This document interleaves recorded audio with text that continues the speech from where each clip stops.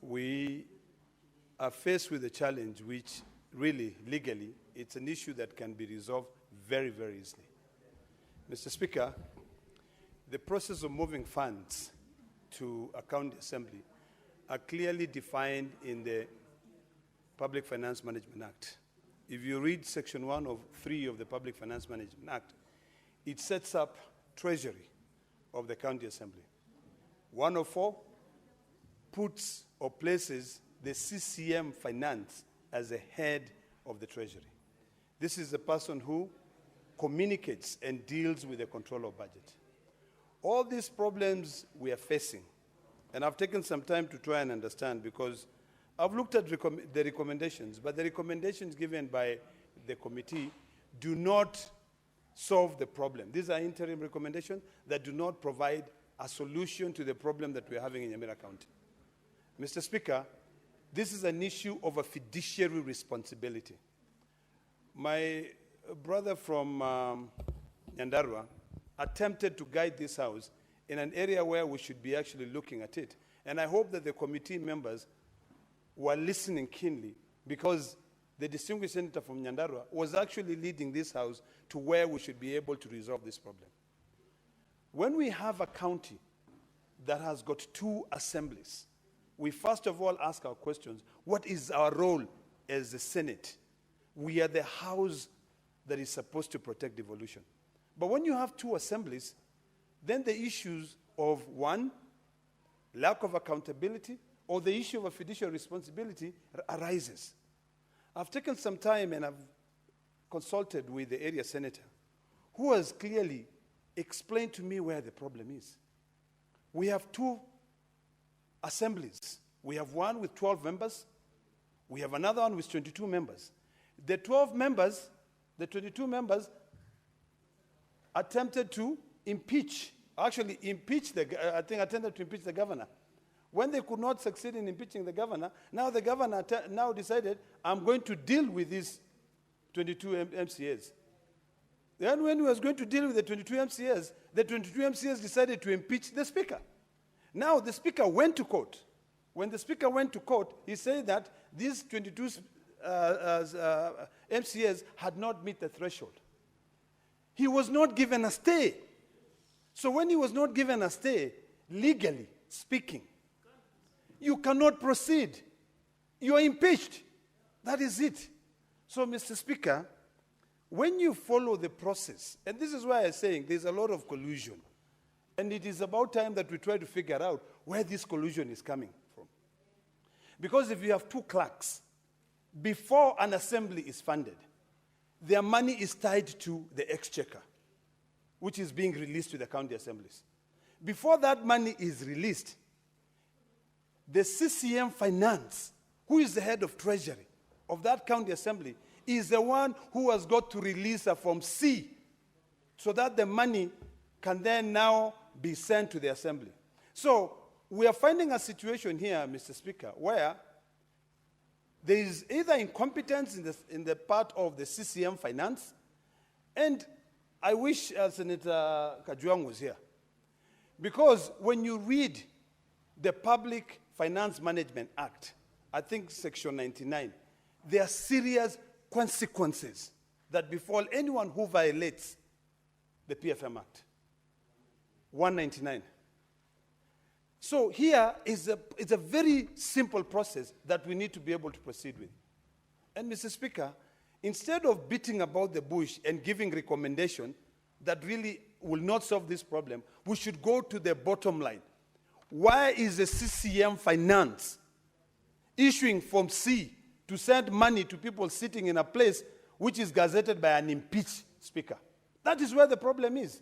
So what we should do right now is very simple. If this Senate cannot be able to pass a resolution and make sure that resolution is implemented, other agencies should be able to move expeditiously and make arrests. The controller budget should also not be releasing money because the law, Article 2, is it 226, subsection 5? 225, subsection 6, one of the two, mandates her to release the money only when she's satisfied that that money is is authorized by law. So, Mr. Speaker, just 30 seconds, because this issue is very key. So it is important. Otherwise, we will not be able to solve this problem, Mr. Speaker. We will be going back and forth. Things will not be implemented. You know, things will not be implemented. What we need to do is very clearly summon the devolution committee should work closely, or we should actually set up an ad hoc committee. Set up an ad hoc committee. The first thing we need to do is to make sure that we use Article 125 of the Constitution and summon the governor here to appear with the CCM Finance. And at the same time, also ensure that we've summoned the control of budget so that we bring sanity to this matter. Otherwise, Your 30 seconds are up, Senator. Senator Sigei Hillary.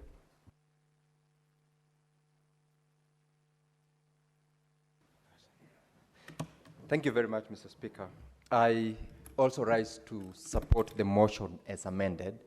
And from the very onset, Mr. Speaker, I would like to, first of all, defend the committee. The committee that was involved in this particular question has been bashed by members over allegations that they have taken more than 45 days, which is not true. And, Mr. Speaker, as a matter of fact, I have been going through the Hansard. The question, or rather the statement, was sought by Senior Counsel Okonko Mogeni on the 1st of April, and a preliminary report was tabled on 17th of April. That is barely 17 days. And interestingly, Mr. Speaker, this is what the Hansard said, and I want to quote what Senator Okonko Mogeni on that particular day said.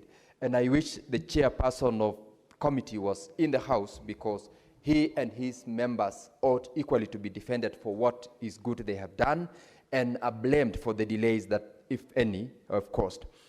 Senator Mogeni confirmed that indeed, Mr. Speaker, it is a progress report on the operational and leadership crisis affecting the County Assembly of Nyamira. I rose on a point of order on 1st of April and sought the indulgence of the committee to deal with 4 issues. I have had the opportunity to peruse through, and I thank the chairperson of the Devolution and Intergovernmental Relations Committee and his members for the attention they gave this matter and for the speed at which they have tabled the report before the House. To that extent, Mr. Speaker, I want to appreciate the committee members. However, I further want to give an indication and an appreciation to the Senator for Kisumu, because if the report, as was tabled earlier on by the chairperson, was as it were, then it would not have served the purpose of the statement that was sought by Senator from Nyamira County. And the reason is as black as white. It was not reflective of the concerns that were raised.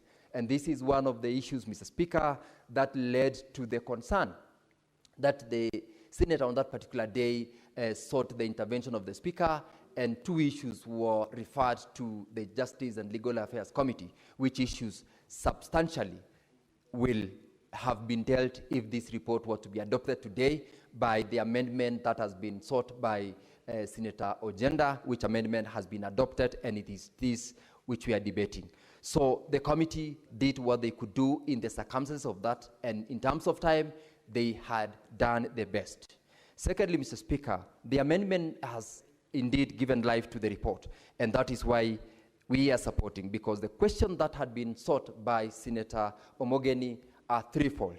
And if we were to approve, which I support, that we approve the report as amended, the issue as to the legality of the sittings by a version of the Assembly which is outside the presence of the gazetted Parliament, or rather Assembly, is null and void.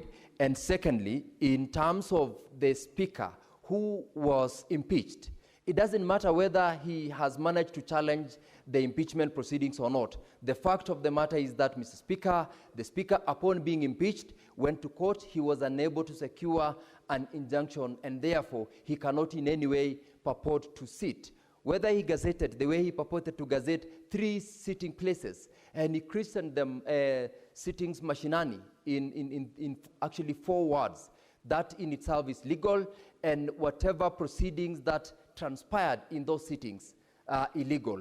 And therefore, even as we ask that the report should affirm the nullity of those sittings, it is upon the Speaker of the House who is supposed to be sitting to ensure that those proceedings are declared a nullity. Mr. Speaker, lastly, because of the aspect which has been raised by the members, we are dealing with two assemblies, and the chairperson of this committee alleged that the controller of budget indicated that she received requisitions. Senator Medhu has tried actually to run us through the process of requisition of funds from the controller of budget and the approval of such funds. There is highly likelihood that there is collusion between the office of the controller of budget and the legal team that is sitting in the assembly.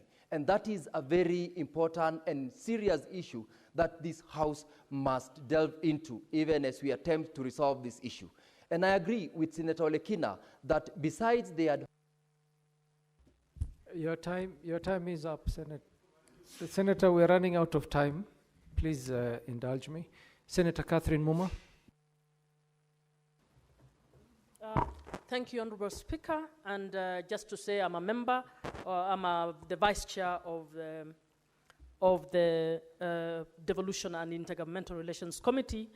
I'd like to support the motion as amended and to bring it to the attention of the House that it is important that we get the record right. I would like to urge every member to read the report fully and look at the observations. If you look at observation number 10.7, actually speaks to the nullity or the illegality of the county assembly sittings that were done outside of the correct place. And that is part of what Honorable Senator Ojenda has brought in place. The only observation that is not there is around the ethics and anti-corruption, bringing in the ethics and anti-corruption. And this was because the committee resolved to actually go to Nyamira to find out what is happening on the ground. And as it did so, we were aware that it has a myriad of cases before the courts, and we are also cognizant of the need for some of those cases to be resolved. So, Honorable Chair, I think some of the people who have spoken here have not even made reference to any of the observations that we made, but have proceeded to actually erroneously bash the committee on what it has said. Honorable Speaker, as I finalize, it is also important to state that the report was tabled, and it is the House Business Committee that has put it for today, scheduled it for today.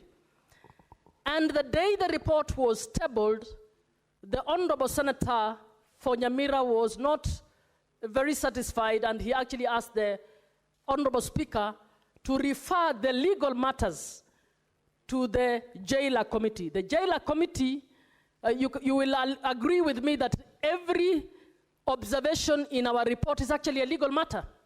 So even as the committee is preparing to go to Nyamira, you can see JLAC is also preparing to look at this matter, and I would request that all of us converge and understand that there is not one committee that does not want to get to the bottom of the truth on this matter. And as a House, we need to converge and do what we have to do, respecting matters that are before the courts and doing what we are able to do in order to help this matter to move. Honorable Speaker, as a decision is made and the report is adopted, you might want to guide the committee on devolution and intergovernmental relations, whether it is its planned activities to finalize this issue are still valid, given the comments that we have heard from colleagues. I support the report, and I will stop there for the time being. Thank you. Senator Mariam Sheikh.